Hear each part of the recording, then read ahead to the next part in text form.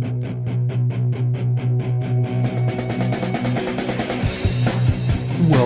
to Cinema-Savants, your weekly dose of movie news, reviews, and the occasional rumor.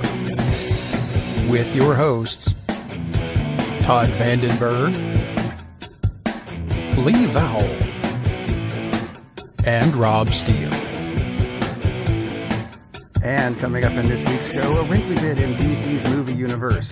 Player One is not quite ready as far as I'm concerned. A television note on WrestleMania. Yes, we're going to tie it in. And the greatest TV program ever this week, according to Lee. But first, I think I found a way to reboot some of the old Scooby-Doo movies. I know it's not on the list. Give me a minute.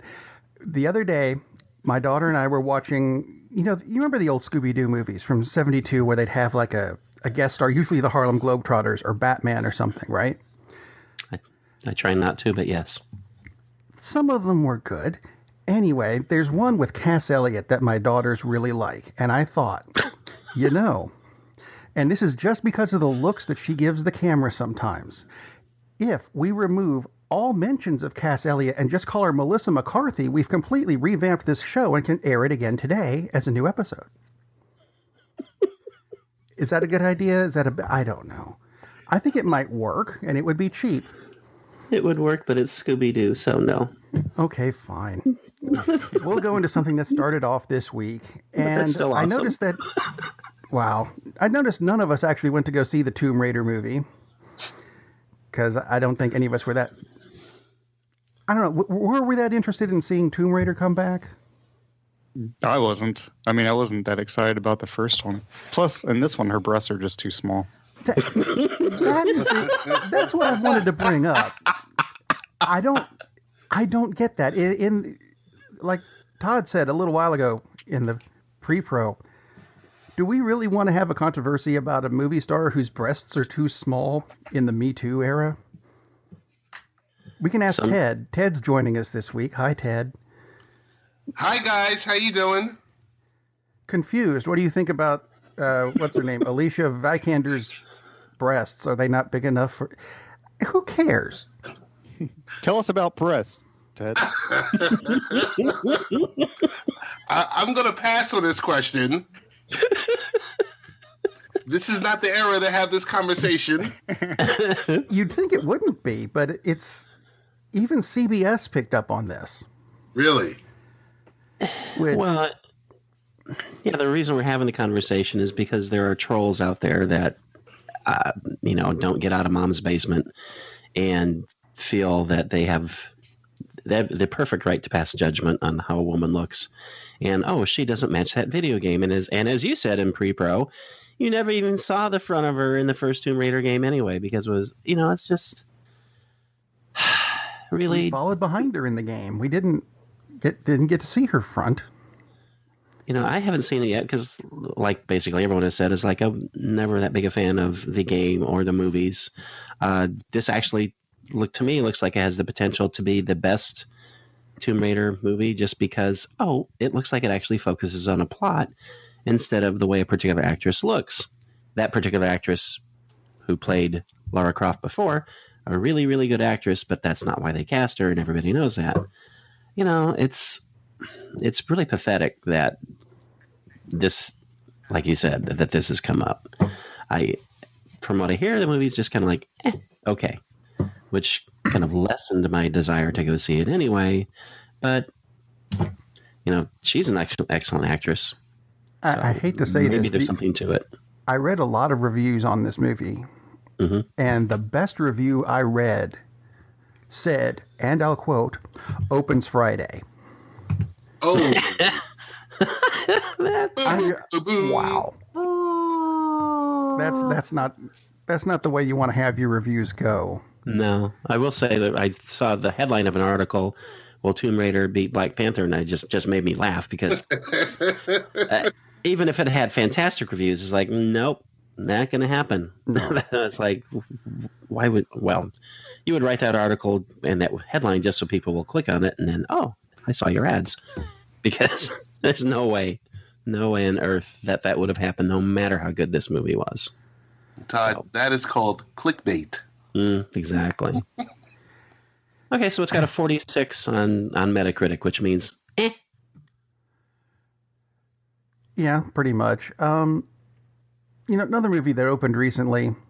I'm going to let Lee talk about this one because he actually went to see Red Sparrow, which looks a lot like what we want Black Widow to be, or maybe not. Is it?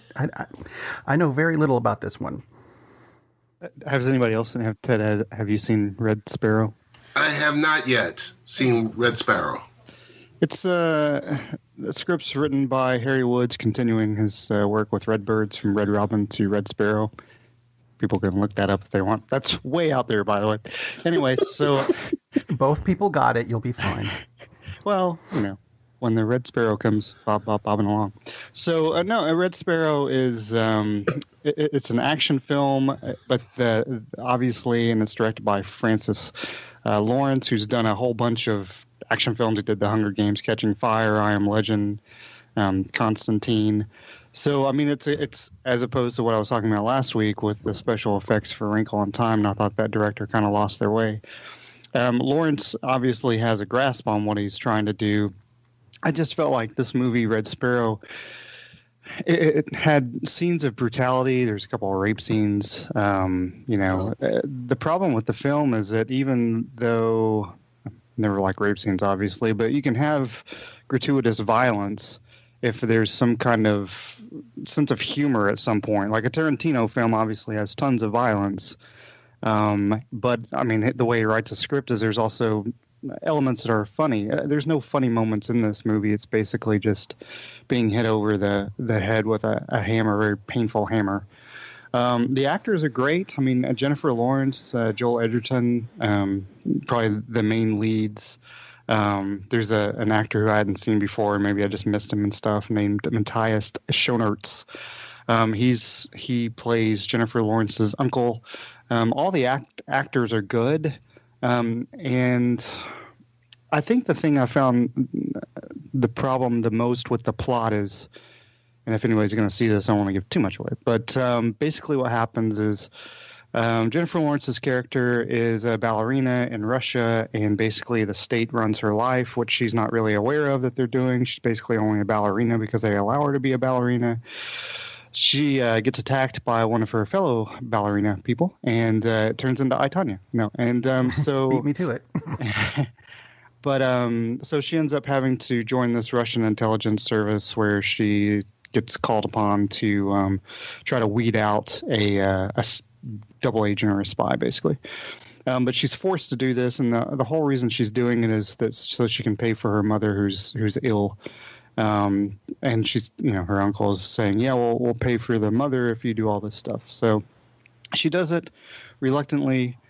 She goes to a school for agents where it's extremely brutal at times. So it's the problem I had with the plot is it's kind of leading up to this deceit that she's playing on the whole time, but you're not aware, you're not in on the plot that's what's happening until later in the film, and you're like, oh, okay, I guess if I'd known this the whole time, the movie would have been more enjoyable instead of it looks like the film's just kind of looking for something to be entertaining, and then, oh yeah, by whoever's writing the script, not Harry Woods, but whoever wrote the script. And there's two people who wrote the script, by the way, and it's based on a book, but or one person that wrote the script and it's based on a book by a different writer. But it's almost like when they wrote the script, they thought in the last quarter of the movie, oh, you know what? I think I found my way now. And then it would have been a great film if this had been the deceit the whole time and you knew about it. But plot. Right, here you go. Here, have a plot. Yeah, exactly. I mean, the plot, it just kind of goes on. I mean, it's fine, but it's just the brutality of the violence without any kind of stress relief as far as humor, to me, detracted from the film so much that it wasn't enjoyable. Ouch. So out of 10, I give it a 9 because that's got Jennifer Lawrence on it. But no, I'm just kidding. Like I said, the acting is fine. It's not the actor's fault. It's just a lack of strong storytelling by the director, I think. Disappointing. Yeah. I mean, it's got a 6.1, I think, on Metacritic. 67 actually, I think, something like that. But which is hard to believe that can't be right. But I mean, it has anything to do with people wanting it to be a Black Widow movie? I mean, it could be something that Jennifer Lawrence takes her clothes off a lot in this film. Hey, that's 6.7. I mean, it's not terrible. It's not a terrible film. It's just it could have been so much better. I probably would have given it like a 4 out of 10 if I was going to rate it. Not the best rating, but 53 on Metacritic. 53. I'm not sure what I'm looking at on IMDb, so maybe something else. But 53 is still higher than I think it should be. Wow. There you go. A movie that we saw, so you don't have to. Here's another one that we can mention that we might see at some point, so you don't have to. I'm not sure if this, because Lee, you mentioned A Wrinkle in Time in the middle of that with Ava DuVernay, who directed it and didn't really know what she was doing with the special effects. Well, she's headed to DC Comics to tackle the new God storyline, which has Darkseid as the big bad, and this is an iconic series from Jack Kirby, and it's going to be another. Here's a big budget thing. Oh no! A huge budget thing. Yeah, it has to be. The only thing I'm thinking at this point, because based on what you told us about A Wrinkle in Time last week, I'm not going to expect much from this. My only request is please do not gender swap Darkseid. Well, they'll gender swap. They'll gender swap Big Barda instead. Yeah, this to me is like, again, Warner's DC doesn't know what the hell they're doing, or maybe they should have waited to see A Wrinkle in Time before they said, "Hey, you're the right person for this gig." I mean, she's done the 2 movies that she's done that I have seen, the documentary 13th and Selma. Those are great movies. Like Lee said, it look, and I haven't seen it, but I trust Lee's judgment. And all the reviews pretty much match that too. Is that the special effects just overwhelmed her. So now you give her a property that's going to have more special effects. Basically, it should look like the end sequence of Doctor Strange, because that the whole thing is this bizarre other world. It's going to be, that takes place on Coruscant, even. You know, it makes no. When I saw that, it's like, you've got to be kidding me. That makes zero sense. And hopefully, she'll have figured it out and mastered it, and it'll be a good movie. That would be great. But damn, it's like, are you serious? Let's take someone whose major failing was that, the special effects kind of overwhelmed the whole story for her, and give her this property, which is just a VFX extravaganza. It's like, they're going to tone down the special effects. It'll all be shot in Brooklyn. Yeah. That way Ted can have a cameo. Holy crap. Ted is playing. Aren't you playing Darkseid, Ted? Oh! Not the gender swap version. I'm offended. Why are you offended? Darkseid's I'm one of the coolest offended because you characters. just said I'm going to be playing a woman. I said not the gender swap version. You'll have to channel your grumpy side for this one, Ted. Okay.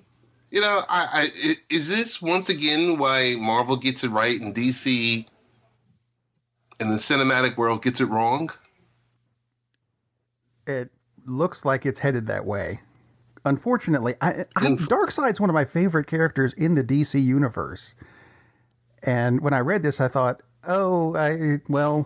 maybe not any. Well, he'll still be one of my favorite characters, just probably not this version. I can't see this going well. I want it to go well. I hope she does do good with this. I'm not wanting her. I don't think any of us want her to fail. No, it would be awesome, but they just seem to be getting it more right on the TV universe. Yes. They do TV very well, and then they do Justice League. Yeah, again, it's like, they do know this guy named Bruce Timm, don't they?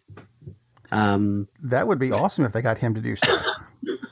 Or just Disney buy the property from Warner's or buy Warner's. I mean, sure, they made enough money off Black Panther. They could probably afford to buy Warner's. I mean, good God. That would be bizarre to have Marvel and DC. Then we can cross both universes together, and we can get that Batman Wolverine movie we want. The amalgamated comics. Actually, I liked it when they did the amalgam thing. Yeah. For all of the one issue they did it each. But the TV version.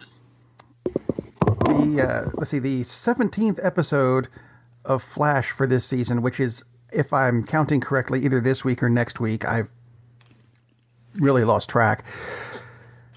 Characters that are going to be popping up that I wouldn't have expected include Jay and Silent Bob. Yeah. They're going to be playing security guards, and it turns out they may be the same characters. Oh, God, I hope they are. Just thought I'd throw that out. Thought it was weird. The Titans TV series, which hasn't aired a single episode yet. I don't even think they've started filming. But we have gotten so much stuff in episode 5, this is going to happen. In episode 6, in episode 7, Jason-Todd shows up. If you don't know Jason-Todd, he's Robin number 2, the one that was killed by the Joker, because that's fun. Nothing has been filmed on this yet, but it's already got more details on it than shows that we've been watching for years. I'm not sure if they're leaking it on purpose or what. And it's going to air on the DC streaming service. Right. The network it's on doesn't even exist yet. And yet we have all these details. Ted has signed up for the DC streaming service already. Yeah. One other DC property that I like. I will go see the DC movies. I will watch the DC TV shows. I will watch the DC animated movies. What I will not watch is Teen Titans Go, which is getting a movie because someone smokes crack at Warner Brothers. Anyway, in the movie, someone finally gets to play a role that he's wanted to play since Tim Burton cast him back in the 90s. Nick Cage is going to be voicing Superman. Does that make you even remotely interested in seeing the Teen Titans Go movie, or do you still not give a rat's ass about this thing? Nope. I will use MoviePass if I hear that he just absolutely absorbs the film like he likes to do in a lot of his movies, that he just like chews it up and spits it out. I hope he goes full Nick Cage as Superman. That would be hilarious.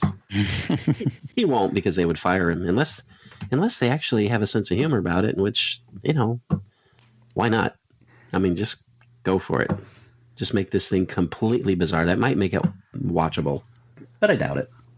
It's something that I've read where everyone who has ever worked on this series has said it is the least intelligent thing they have ever worked on.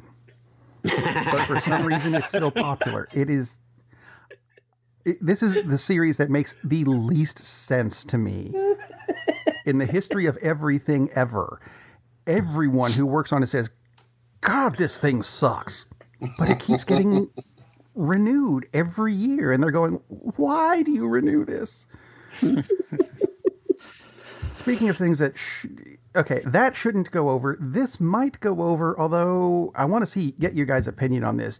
Denis Villeneuve, because he's French, is redoing Dune, which was a very bizarre movie and an even weirder miniseries, but a good and long book. But because it's a long book, he says he's going to be doing Dune as a 2-part movie. Do you think that would go over today? With, I would put Dune in the same category as like Blade Runner, in that I fall asleep during both of them, even though they're good stories. Well, they made 3 movies out of The Hobbit, which is really just should be one, not even that long of a movie, really. Yeah. So it's just the way you make money nowadays, right? You take a book and you split it up into as many movies as you possibly can and hope they make money. Yeah, that's what surprised me is that he's announced it's going to be 2 movies instead of a trilogy. So, it's if, and I think he's doing it because he's got integrity. So I think he's doing it because he actually thinks this needs to be 2 movies. Because really, if you're going to do it correctly, yeah, it needs to be 2 movies. I mean, you can't like The Dark Tower. Should that have been a 90-minute movie? Probably not. It's the same thing. It's like, well, if you're actually going to do a decent job, yeah, it should be more than 1 movie. But we'll see what happens with it. It doesn't exactly, like you said, doesn't exactly have a great track record of adaptations. But this guy can, if anybody can do it, I think he can. It's going to be interesting to see, I think. Speaking of seeing things that, I don't know, I hadn't heard of this movie before you mentioned it in the pre-production. Deadpool? You haven't heard of Deadpool? Yeah, Deadpool. This is where I'm throwing it in. The killing of the sacred deer, which is like killing worms, I suppose, in Dune, but different. How different are these movies? Could they be? I'm going for the absolute opposite of what you were. That's pretty different. Thank you. It's pretty different. Yeah, the killing of a sacred deer is. Wow! Just don't watch it. I mean, that's the too long didn't listen version. Todd watches movies, so you don't have to. Yeah, I'm really sorry about this one too. The best thing is, at least it was free, and at least I didn't even use gas to go to the movie theater to watch it. It's one of these. It's an art house film to the extreme. So some people will. I mean, obviously, some people like it. I mean, it got good critical reviews overall. It's based on an ancient Greek tragedy, which often turns into fun. But one of the funny, basically a surgeon screws up on a surgery. The son of the person who died on the table later on basically curses this man's family without actually them saying he cursed it. But he's causing his son to slowly die, and then his daughter to slowly die, and then his wife will be next. So the surgeon is faced with the prospect of, I have to accede to this guy's wishes, which basically he's going to have to sacrifice one of his family members to keep the others alive. And it sounds really cool. And it's Colin Farrell, and Colin Farrell is awesome. And it's Nicole Kidman, and Nicole Kidman is awesome. Normally. In this film, the direction is they do it completely deadpan. So you have extremely charismatic actors with 0 charisma, because that's how they're directed to act. Obviously, this was intentional. I don't understand what the purpose was, because it makes what could have been a really good movie into an awful piece of crap. And the reviews are hilarious, because virtually every review by viewers is either a 1 or a 2 or 8 and 10. I mean, there's nothing in the middle. It's either, wow, this movie is great, or what a mess, this film could not connect with the audience. Cold, stilted, and irritatingly obtuse. Or much more than a psychological thriller. It's really, really strange. It's, as the description says, he's a charismatic doctor. He's like, not in this movie, he's not. God, they're so stilted. It's as if he took 3rd graders and said, all right, pretend you're a piece of wood. Be the wood. And there they are. Written by Hayden Christensen. Yeah, you can't. Hayden Christensen. Oh my God, he's like Meryl Streep, and I don't know. Everything. Not John Wayne, and everything compared to the way they're performing in this, and it's awful to watch. It's a really interesting story, but it's awful to watch. Was every other line "I am Groot"? I wish. So are you saying the screenplay, the direction in it was be more like Mark Wahlberg from The Happening? Be more like Wahlberg? You know, I'm really glad you brought that up, because seriously, Mark Wahlberg shows 10 times the emotion in that movie, and is much better in that movie than Farrell and Kidman are, and everybody in this movie. That's the effect the director wanted. I have no idea why. This is the same guy who directed The Lobster, which is a very, very weird movie. But I like The Lobster because he actually told the actors to act. We can't have that in a movie. Yeah, I really don't get the purpose of it. I know it's intentional, but it certainly didn't work for me. So all his movies reference some kind of animal, deer, I lobster. hope. Next one will be the armadillo. I would go see the armadillo because it might be fun again, like the lobster was, in a very weird way. Just because it ran through my head, and I didn't really mean to bring it up. My daughter has a video game where if you click on certain parts of the screen, strange things will happen with the background. And there's one bit of it where there's a stage, and if you click in the upper right-hand corner of the curtains on the stage, for no apparent reason, an armadillo will drop down like a yo-yo, and then roll back up the screen. I don't know why. What is this video game? Is it Tomb Raider? I'm trying to remember. It's like a Fisher-Price game that she played when she was very young. A Fisher-Price game. I'm surprised Warner's hasn't bought the rights to it. And it rolls down the screen and rolls back up again. Very weird. So moving on to, Deadpool was scheduled to be next, but Todd said he saw The Killing of the Sacred Deer, and I had no idea where else to put that in the show. So Killing, deer, Deadpool. Totally makes sense. See, it's almost a segue. But it's only got one wheel and none of the gyroscopes work. So they announced this week that Deadpool 2 will contain a plot twist very similar to what they did with the Mandarin in Iron Man 3. Deadpool's which was not really a Deadpool? horrible idea. I mean, this is a rumor, but it was from several fairly reliable sources, who are already saying expect backlash on this. Don't expect it to be good. What do you guys think? Is that a good idea? Because I thought that was a horrible idea in Iron Man 3. Go, Ted. It totally destroyed Iron Man 3 for me. I couldn't recover. I'll agree. It just, Mandarin is such a big name villain in the Iron Man universe, and to turn him into my name's Tony, I drink beer. Yes. No, don't do that. It's like a total farce. Like, you're sitting there like, why? Why would we do this? Makes no sense to me. I mean, Deadpool 2 is still going to make a lot of money. I have no doubt about that, but it just seems like a bad idea. Another movie that's coming out a little bit before that. I think it's Ready Player One's coming out before that, right? Or 29th just is before or when, just after? Yeah, it actually comes out on a Thursday. Player One does on the 29th of March. Oh, Not sure okay. when you're on. See, I thought it was He before. has his tickets. Well, I'm going to see it with a lady friend of mine, so who really wants to see it, so I'll be there. See, I wasn't sure about this movie until I saw the trailer, and it featured a Rush song in the background, and I mentioned that to you guys several shows ago. Indeed. And you said that it's based on a book, and that Rush is featured predominantly in the book, and I thought, you know what, maybe I will go see this. So I was kind of on the fence until they announced this week that they have cut out every reference of Rush except for one guy wearing a 2112 shirt. Interesting. I'm not going to see it now. You've pissed me off. They do use Depeche Mode in the trailer too, so sounds pretty cool. Not the point. I don't like Depeche Mode. I know, but I do.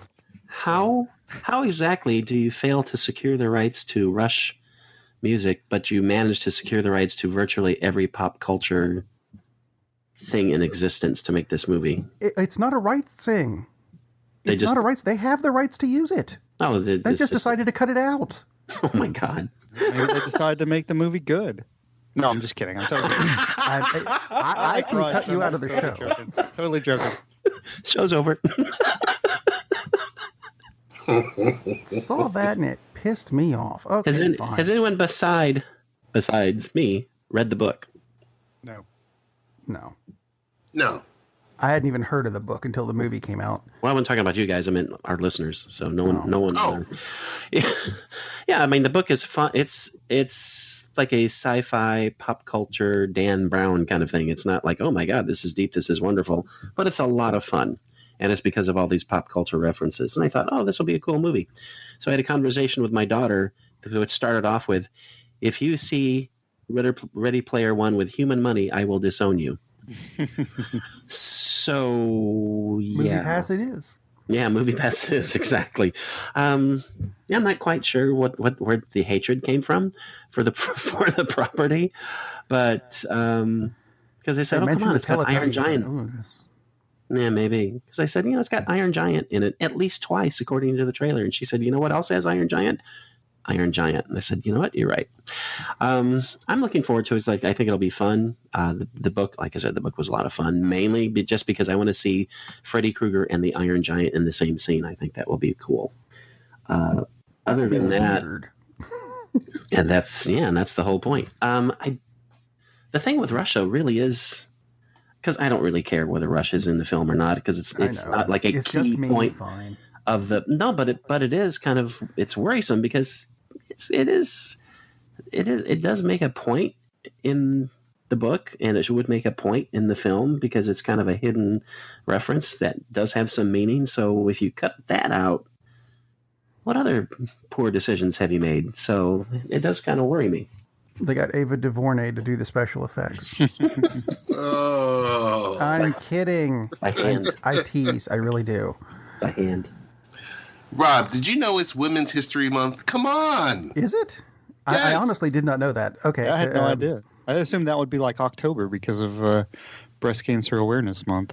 And I don't mean that as a joke. I mean, that would make sense. March is just like, it's kind of funny to have black people before women, but anyway, so.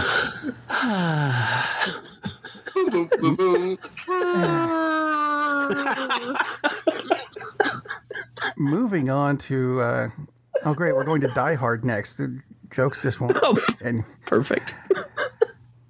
Anyway, the guys who did The Conjuring and House of Wax, Chad and Carrie Hayes, have been hired to rewrite Die Hard Year One.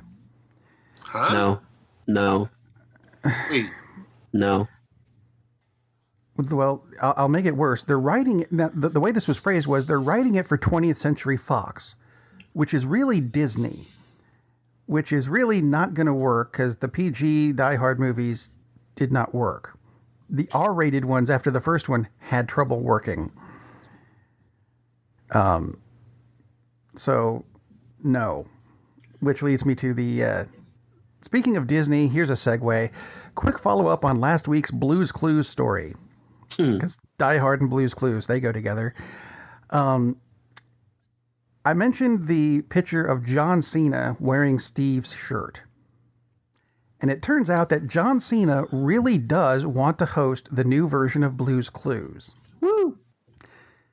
To which Steve Burns, the original guy, said, quote, "I think if John Cena is serious about hosting Blue's Clues, he and I should wrestle for it. I'm calling you out, Cena, right now."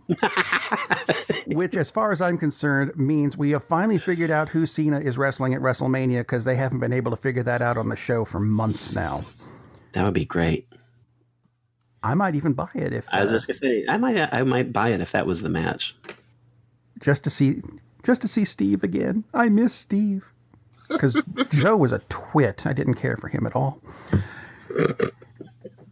Anyway, right on the heels of the commercial announcement from Fox last week where they're going to reduce the amount of commercials per hour to 2 minutes, Fox says they want to bring back, not reboot, but bring back Buffy, the Vampire Slayer.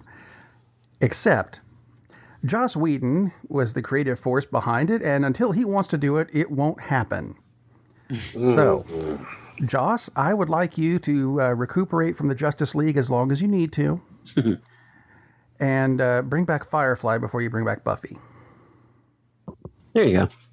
Yeah, I think that'll work. So wait, is he in or out of Batgirl? He said he's out. Oh, okay. Which I think is sad, because I thought that would have been a good movie. I just want him to make Dr. Horrible into a series. I think that would A series on TV or a series of films? Oh, TV. Yeah. Okay. If anybody hasn't seen Dr. Horrible, it's actually, they did it during the writer's strike. Neil Patrick Harris is Dr. Horrible, and it's such a farce, but it's really, really good. It's really, really well done. Joss Whedon wrote and directed it. Well, actually, let's see. Doctors and TV series leads me into a next segment, which even has a review in it. Doctor Who news. of which there is a little bit this week. Alan Cumming is going to be popping up in an episode this coming season. He'll be playing King James the First. That ought to be interesting. Yeah. It's actually funny because he's Scottish, and King James was also Scottish. That's I don't. Yeah. There we go. And I know Lee said he was going to start watching Doctor Who, and I know he hasn't yet, but that's okay. I have not. Yeah. Something you can start with, though, and this was interesting. They recently came out with a DVD for one of the old Doctor Who episodes called Shotta. And this was a Doctor Who episode with Tom Baker that was never finished because of a writer's strike. So it kind of came out in 1984. I'm sorry, I guess it was supposed to. And part of it did end up being used in the 20th anniversary episode because they needed extra footage and this part never aired. But it's coming out it came out this year because about half of it was never really finished. So what they did was they did an animated version with the still living actors redoing their voices using the original script. And it bounced back and forth from actual film to the animated stuff to make the entire episode. Which sounds like it would be really jarring to go back and forth between animated and not. But it wasn't. It actually worked really well. Short-forming the story, there's an old Time Lord who's retired to Oxford for some reason and has a lost book from Gallifrey, which is where the Time Lords come from, that can screw up time if it's read by people. Now, there's a blonde guy who is never fully explained other than he's the bad guy and he wants the book. Okay, fine. Ultimately, the professor lends it to a guy who spends the rest of the story trying to figure out what's going on. He's human and therefore rarely has a clue about what's going on, and anything else I tell you would be spoilers. But the characters in this, Tom Baker's Doctor, who is up there with people say David Tennant's the best. I think Tom Baker's the best, and there's people who go back and forth. Romana is in this one, who is it's the second Romana, the cute one, because she regenerated, whatever. And K9, and the reason they brought this show back, partially because it was unfinished, and partially because it was the last episode written by Douglas Adams, the Hitchhiker's Guide to the Galaxy guy. Wow.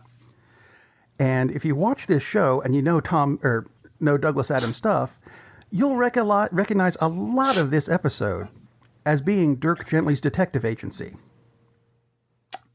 Interesting. And very cool. The book, Dirk Gently, not the TV series.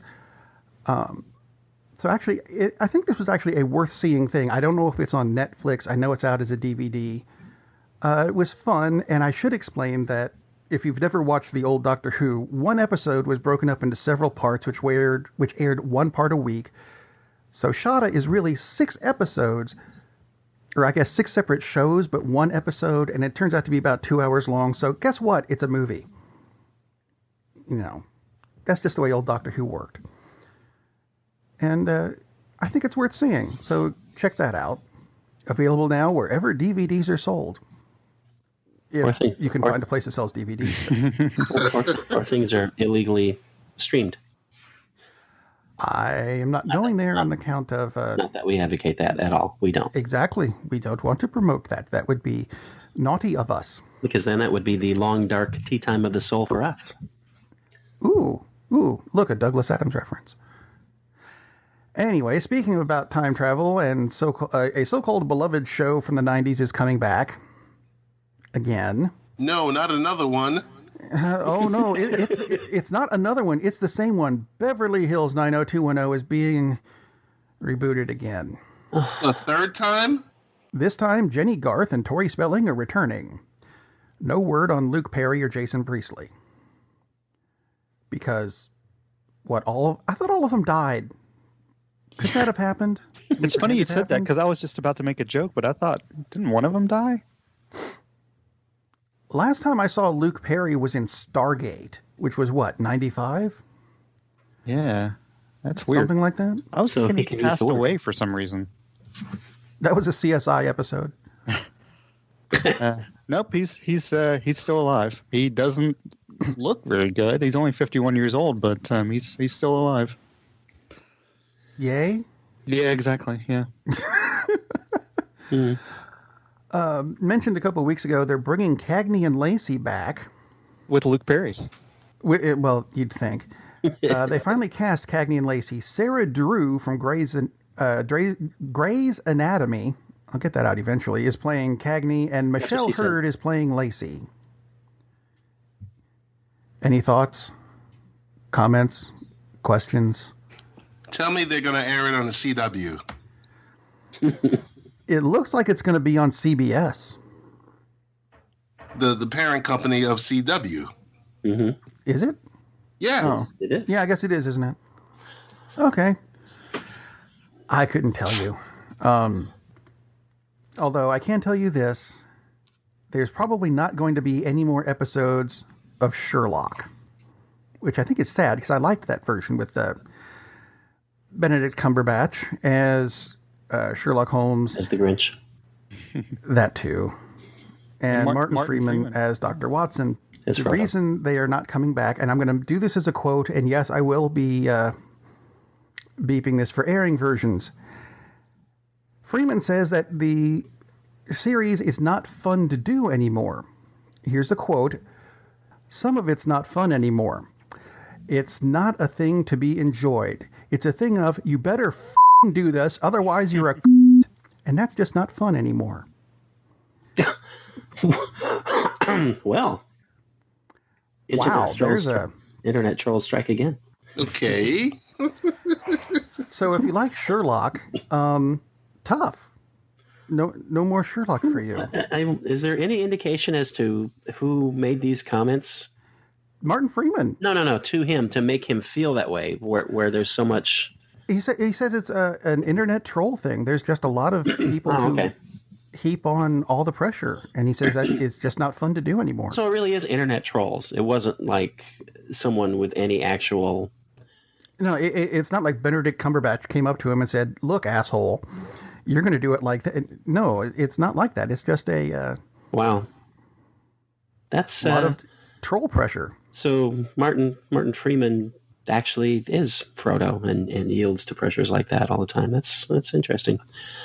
I mean, it's really sad, and I can see how that could affect you, but that's a really poor reason to say, no, we're not going to do it anymore, because keyboard warriors are upset that we're not doing things a certain way. It's like, good Lord.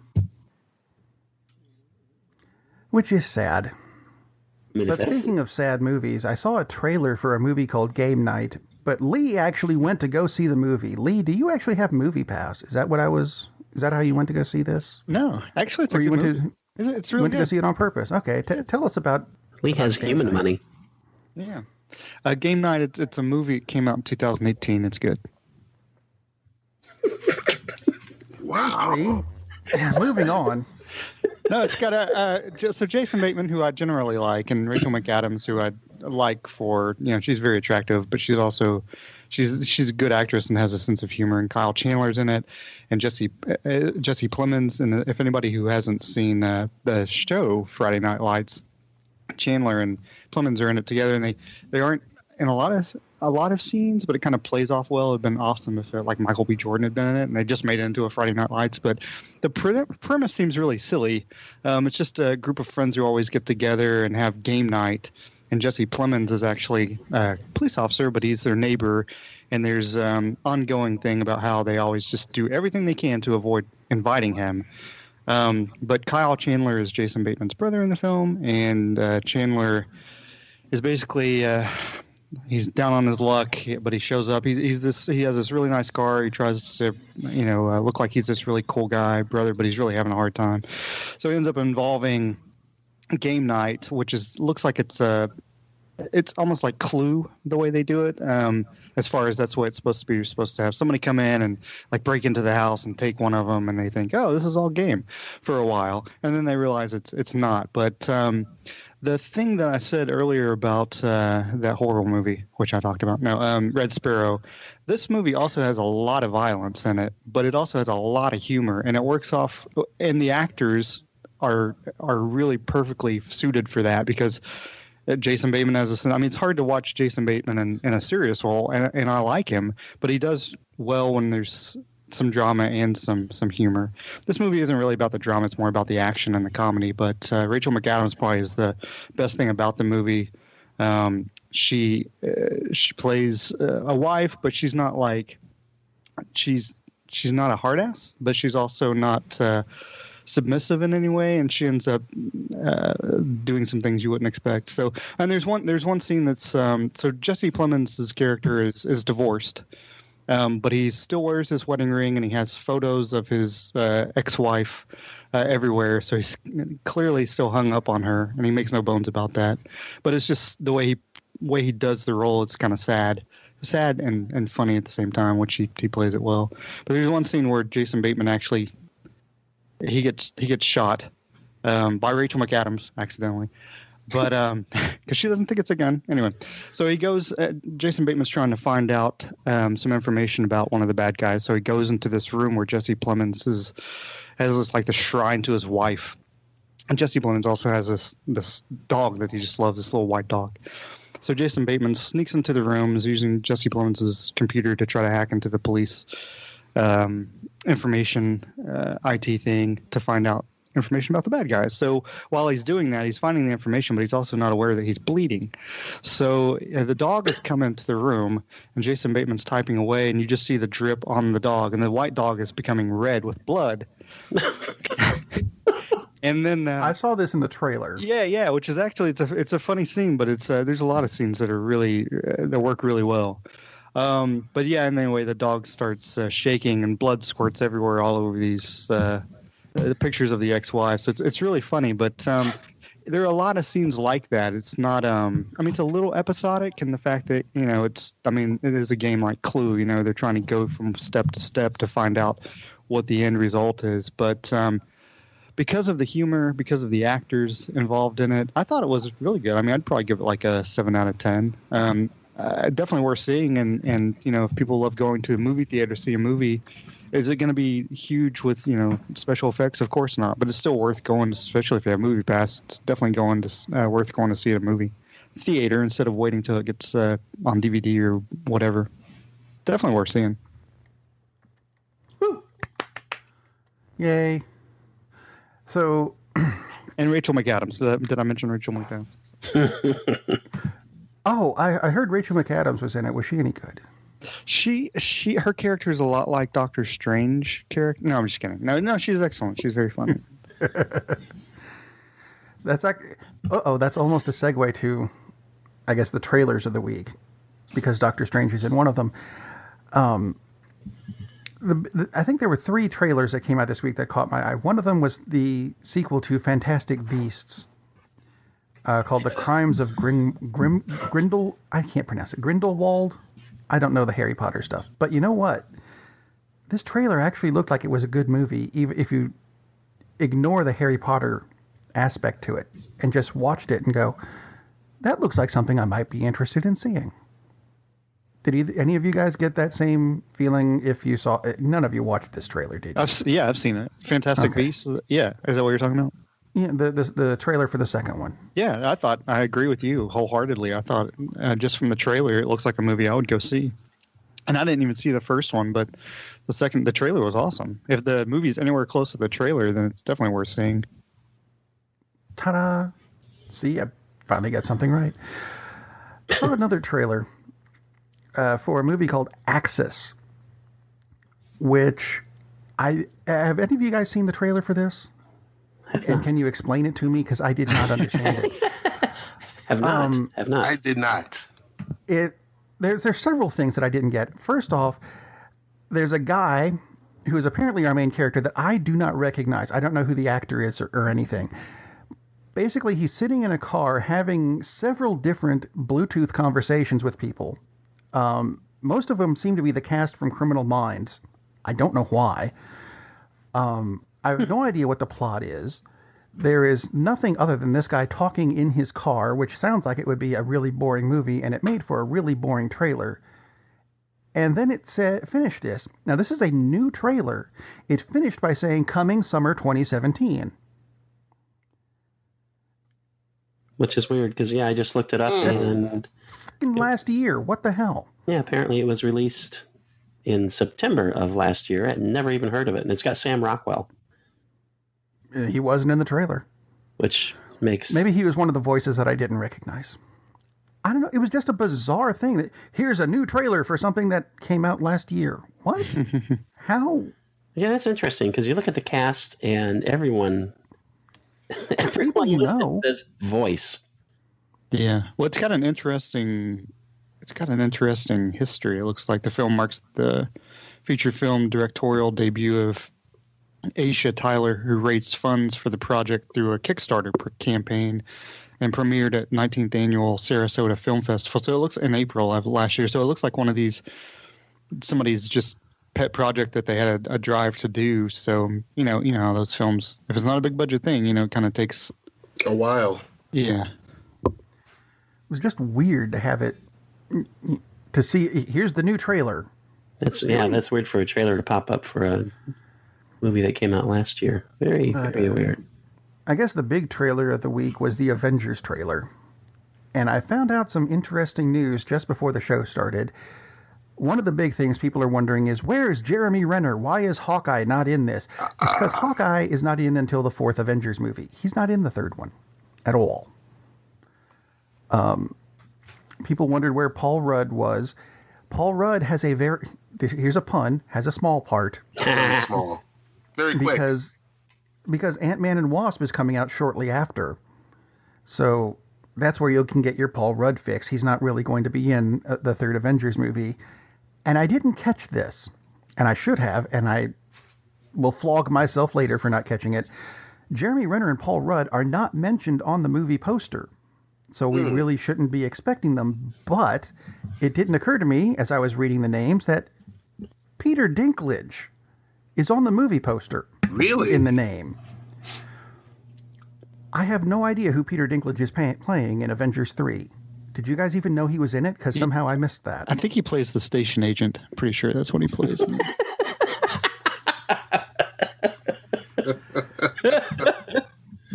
I know for a while he was rumored to be playing MODOK, but I don't know that would fit into the... How are you going to wedge MODOK into this movie? Because he was a... Don't waste the character of MODOK in this movie. There's, like you said, there's 70 major characters. It's like, let's not try to something like that. Fit that whole storyline. Save MODOK for the fourth version of the Marvel Universe, please. Weird. So what do you guys think about this trailer? Does it make you want to see the movie more than you already wanted to? For me, I don't know if that's possible, but I really like the trailer. I'll just put it that way. The last scene in the trailer is like, oh, yes, this is what I've been waiting for what, 10, 12, 15 years? How long have they been doing this? Yeah. Yeah. Hi, I'm Peter Parker. Hi, I'm Doctor Strange. Oh, we're using our made-up names, are we? I'm Spider-Man. If they keep that up, I'm all in on this.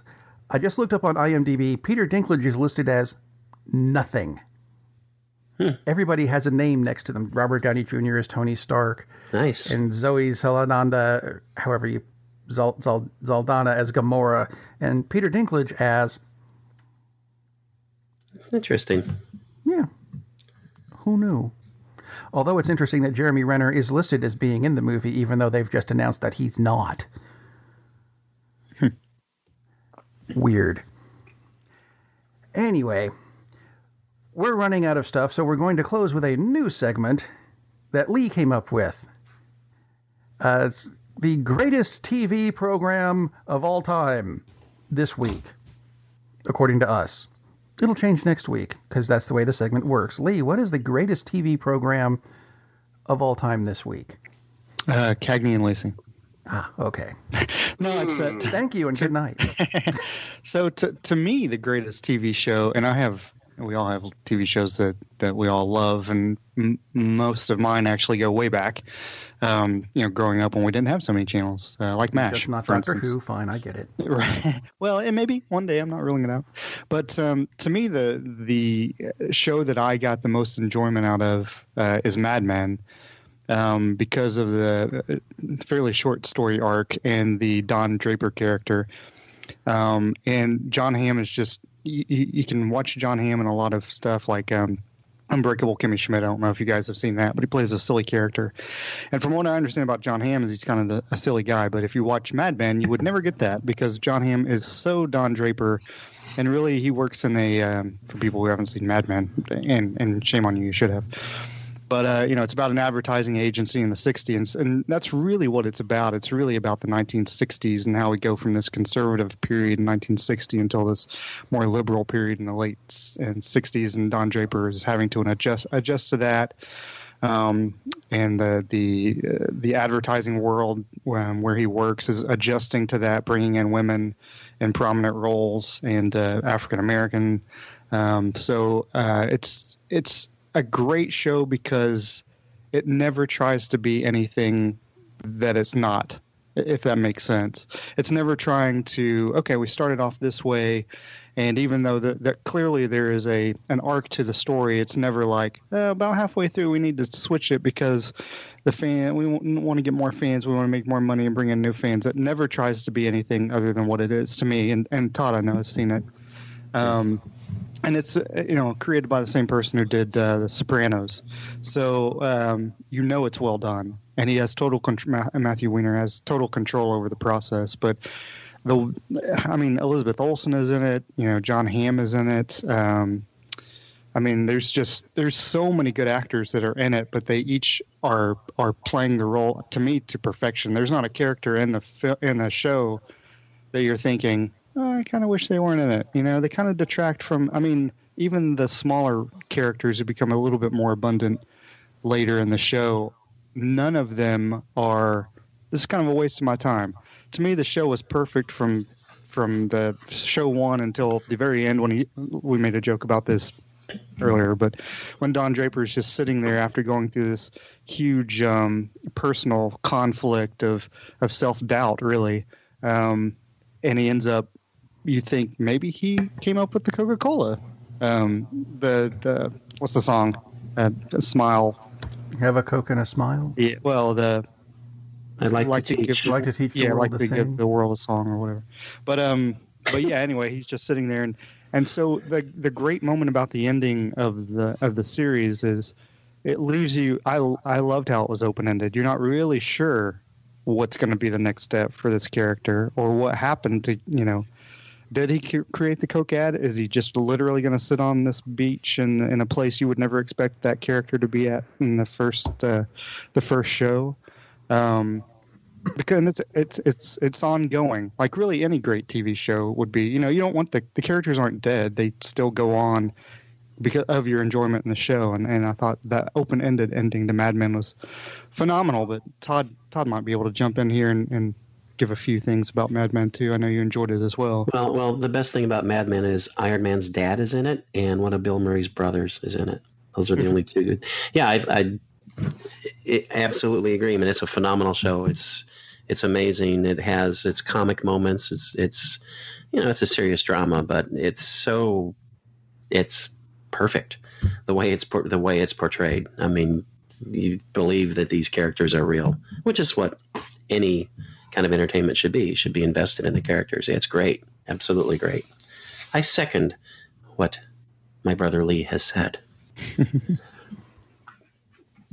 Ted, any comments on Mad Men? No. Ted? Okay. Ted disappeared. No comments. That is actually a show I never got around to watching, but I will now, based on your reviews, because it sounds like it always sounded like a good series. I just never got around to it. Yeah. How many episodes per season? Say that again? How many episodes per season? Oh my gosh, it's AMC, so it's what? 16, 18? No, it's not even that many. I think it's 13 or 13. 13, yeah, I think 13. Oh, it's doable. Okay.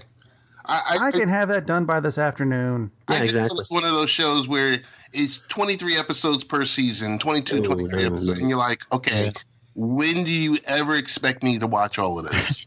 It was when AMC was doing, like, they would do Mad Men for 13, and then they would do Walking Dead for 13. So it ended up all being a year. Those 4 main shows. And what's the other one? Breaking Bad. Yes, Breaking Bad. Yeah. Okay. And we've talked about this before, but isn't it weird that it used to be? I mean, Springsteen is the one who did the song, didn't he? About on the channels, nothing on. Although it sounds more like Paul Simon, but there's so much good stuff on television now. There literally is not time to watch everything you want to watch, which is very weird and very different from the time when there were 3 networks, and if you were lucky, you actually got all 3. And then your local UHF station, which showed Bozo the Clown. So PBS, where you watch Sesame Street. And PBS, exactly. Not HBO, damn it, that's just wrong. Yes. Anyway, that pretty much brings us to the end of another episode of Cinema Savants. We'd like to thank you for listening, and if you have any questions or comments or anything, go to the website, cinema-savants.com. There's buttons for Facebook and Twitter and email addresses and everything. And we'd like to thank Ted Hicks for joining us again. And listen to him on Late Night Parents. Tell us about that real quick, Ted. Catch the show on Sundays, 7 p.m. Eastern Time, 12:40 a.m. WGBB.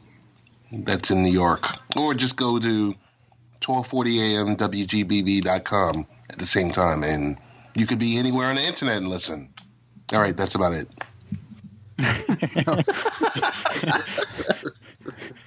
That'll do. So, until next week, have a good week. Be safe and all that good stuff. And I'm sure I'll come up with a better ending for the show someday. Right?